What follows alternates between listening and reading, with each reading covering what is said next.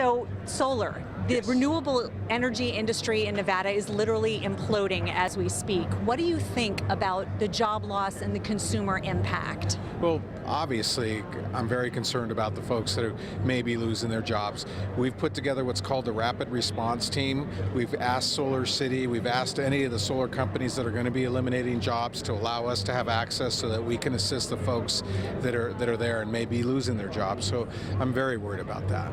And then, of course, there's the consumer impact and contracts that are in place.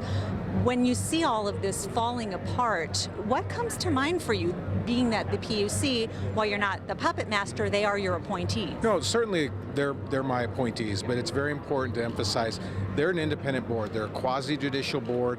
It would be improper and perhaps illegal for me to interfere with their process, but we need to back up. I mean, this whole thing was a result of a bill that I signed with the support of the solar industry.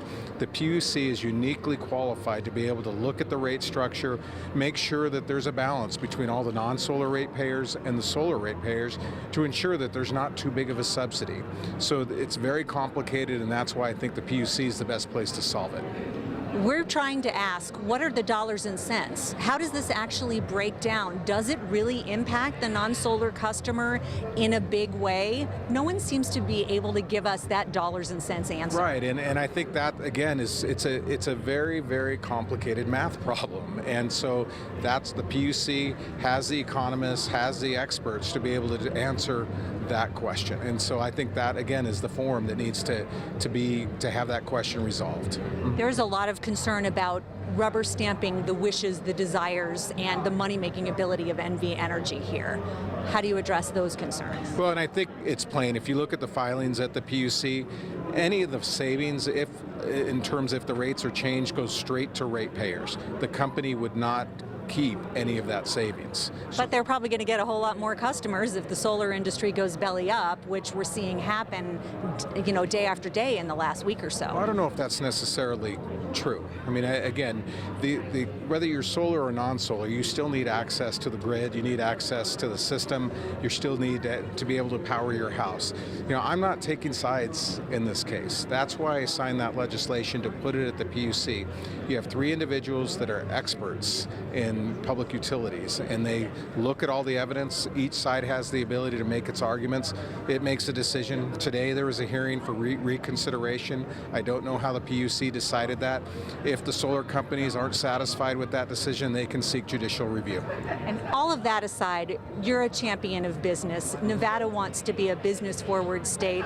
We're considered the Saudi Arabia of the sun when it comes to our ability to make great strides in the solar industry. But this seems to be slamming the door on that. And I don't think so. I mean, there's no bigger champion of rooftop solar and renewable energy than me.